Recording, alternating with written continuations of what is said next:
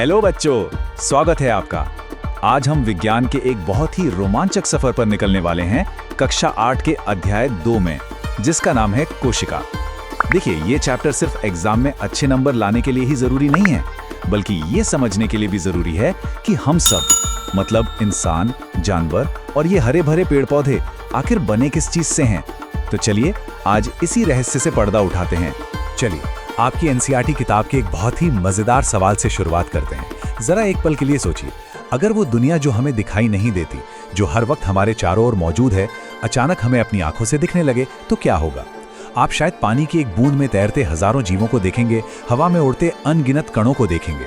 है ना कमाल की सोच? यही सवाल हमें उस छोटी सी अदृश्य दुनिया की सैर पर ले जाता है जिसे हम कोशिका कहते हैं। तो आज के इस सफर का हमारा रोड मैप क्या है? सबसे पहले हम उस दुनिया को जानेंगे जो हमारी आंखों से परे है। फिर हम पता लगाएंगे कि कोशिका की खोज आखिर हुई कैसे।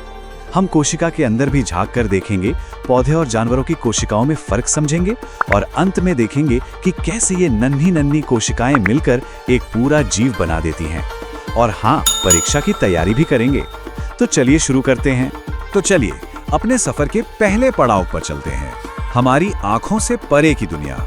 हम यहाँ ये पता लगाएंगे कि ऐसी कौन सी चीजें हैं जो हमारी आंखों से छिपी हुई हैं और वो कौन सा जादुई उपकरण है जो हमें इस अदृश्य दुनिया को देखने में मदद करता है।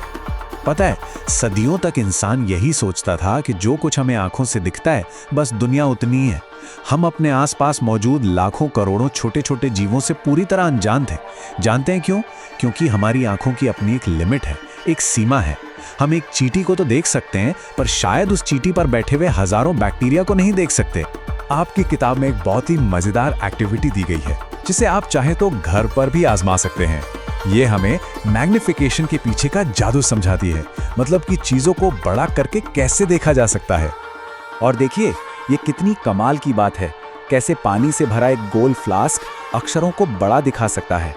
ये बस प्रकाश के मुड़ने का एक छोटा सा खेल है।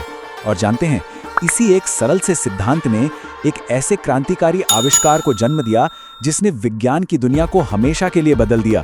और वो आविष्कार था माइक्रोस्कोप, यानी सूक्ष्मदर्शी। अब चलिए एक टाइम मशीन में बैठते हैं और सीधे उस जमाने में चलते हैं जब पहली बार किसी इंसान ने कोशिका को देखा था। ये कहानी वाकई बहुत दिलचस्प है। मिली इन दो महान वैज्ञानिकों से। ये हैं रॉबर्ट हुक और एंटनी वॉन ल्यूवेनहॉक। सच कहें तो इन्हीं दोनों ने उस अदृश्य दुनिया का दरवाजा हम सब के लिए खोला था। हुक ने सबसे पहले पेड़ की छाल में मरी हुई कोशिकाओं को देखा और फिर ल्यूवेनहॉक ने पहली बार पानी की एक बूंद में हलचल करते हुए जीवित जीवों को देखा। जरा यहाँ देखिए, एक तरफ है रॉबर्ट हुक का बनाया हुआ एक शुरुआती माइक्रोस्कोप और दूसरी तरफ है वो नजारा जिसने उन्हें हैरान कर दिया। जब उन्होंने पेड़ की छाल यानी कॉर्क के एक पतले से टुकड़े को अपने माइक्रोस्कोप से देखा तो उन्हें मधुमक्खी के छत्ते जैसे छोटे छोटे खाली कमरे दिखाई दिए। इन कमरों को उन्होंने सेल नाम दिया, जिसका लैटिन में मतलब होता है एक छोटा कमरा। और बस यहीं से सेल यानी कोशिका शब्द की शुरुआत हो गई। तो एग्जाम के लिए कोशिका की सबसे जरूरी परिभाषा क्या है?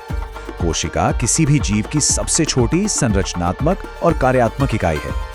इसे ऐसे समझिए जैसे एक एक ईंट को जोड़कर पूरी इमारत बनती है, ठीक वैसे ही एक एक कोशिका को जोड़कर हमारा या किसी भी जीव का शरीर बनता है।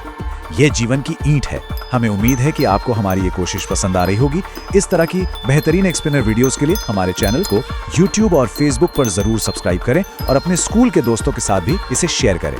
इससे हमें और भी अच्छी वीडियोस बनाने की प्रेरणा मिलती है। चलिए अब अपने टॉपिक पर वापस आते। तो हमने ये तो जान लिया कि कोशिका जीवन की ईंट है, लेकिन सवाल ये है कि इस ईंट के अंदर क्या है? क्या ये अंदर से पूरी तरह खाली है या इसके अंदर भी एक अपनी ही दुनिया बसी हुई है? चलिए अब कोशिका के अंदर झांक कर देखते हैं। विज्ञान की लैब में जो सबसे पहले प्रयोग सिखाए जाते हैं उनमें से एक है प्याज की कोशिका को देखना। आपकी किताब में भी इसे तैयार करने का तरीका बताया गया है। बहुत आसान है। प्याज की एक पतली सी झिल्ली निकालो, उसे सैफ्रनिन नाम के रंग से रंगो ताकि उसके हिस्से साफ दिखें और फिर माइक्रोस्कोप के नीचे देखो। और जब आप माइक्रोस्कोप से देखेंगे ना तो कुछ ऐसा ही नजारा दिखेगा। एक दूसरे से बिल्कुल सटी हुई आयताकार यानी रेक्टेंगुलर आकृतियां, सच में बिल्कुल एक ईंट की दीवार की तरह। और हर एक ईंट एक अकेली पादप कोशिका है। आप इसकी बाहरी मोटी दीवार और अंदर एक गहरे बिंदु यानी केंद्रक को भी साफ साफ देख सकते हैं। तो आमतौर पर किसी भी कोशिका के 3 मुख्य हिस्से होते हैं। सबसे बाहर की पतली परत है कोशिका झिल्ली, जो उसे आकार देती है। उसके अंदर भरा होता है जेली जैसा पदार्थ, जिसे कोशिका द्रव्य कहते हैं। और बीच में होता है उसका ब्रेन यानी कि केंद्रक, जो सब कुछ कंट्रोल करता है। लेकिन याद रखिए, पौधों में एक और चीज होती है, एक अतिरिक्त मोटी और मजबूत परत, जिसे कोशिका भित्ति कहते हैं।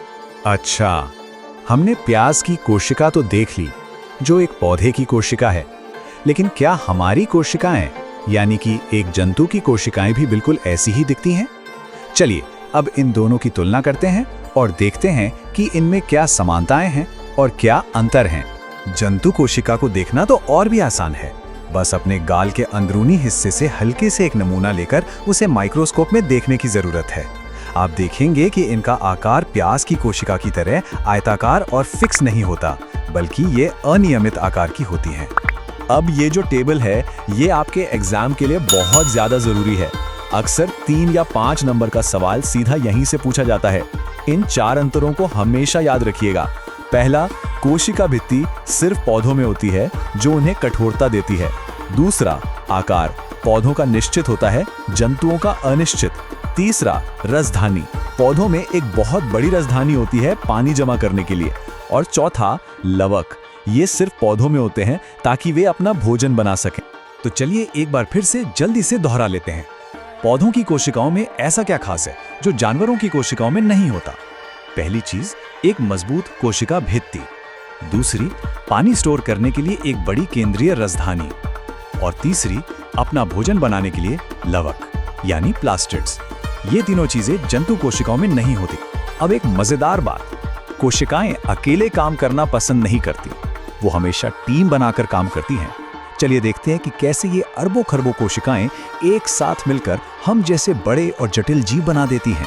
जैसे क्रिकेट टीम में कोई अच्छा गेंदबाज होता है तो कोई अच्छा बल्लेबाज, वैसे ही हमारे शरीर में भी अलग अलग काम के लिए अलग अलग तरह की कोशिकाएं होती हैं।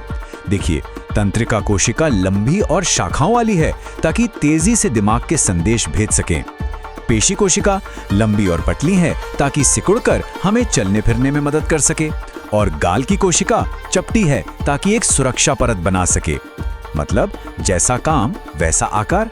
ये समझना बहुत जरूरी है कि जीवन का संगठन कैसे होता है। देखिए, सबसे छोटी इकाई है कोशिका। जब एक जैसी कोशिकाएं एक साथ मिलकर कोई खास काम करती हैं तो वो बनाती हैं ऊतक। जब अलग अलग ऊतक मिलकर काम करते हैं तो बनता है एक अंग, जैसे हमारा दिल या दिमाग। कई अंग मिलकर बनाते हैं एक अंग तंत्र, जैसे पाचन तंत्र। और सारे अंग तंत्र मिलकर क्या बनाते हैं? एक पूरा जीव। है ना कमाल का सिस्टम? तो दोस्तों, हमने इस पूरे अध्याय को अच्छी तरह समझ लिया है।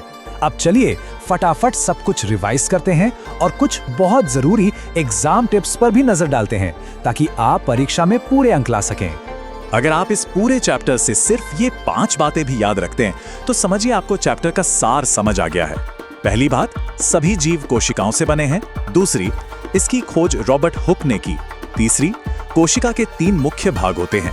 चौथी, पादप कोशिकाओं में 3 अतिरिक्त चीजें होती हैं। और पांचवी, कोशिकाएं मिलकर ऊतक, ऊतक मिलकर अंग और अंग मिलकर जीव बनाते हैं। बस इतना ही है। और अंत में एक प्रो टिप, विज्ञान में खासकर बायोलॉजी में अच्छे नंबर लाने का एक राज है साफ सुथरा और सही लेबल वाला चित्र। अगर चित्र अच्छा है तो नंबर भी अच्छे मिलते हैं। अगली बार हम आपको विस्तार से बताएंगे कि एक पादप कोशिका का चित्र कैसे बनाएं कि आपको पूरे नंबर मिलें। इस एक्सप्लेनर को देखने के लिए धन्यवाद। पढ़ते रहिए और सीखते रहिए।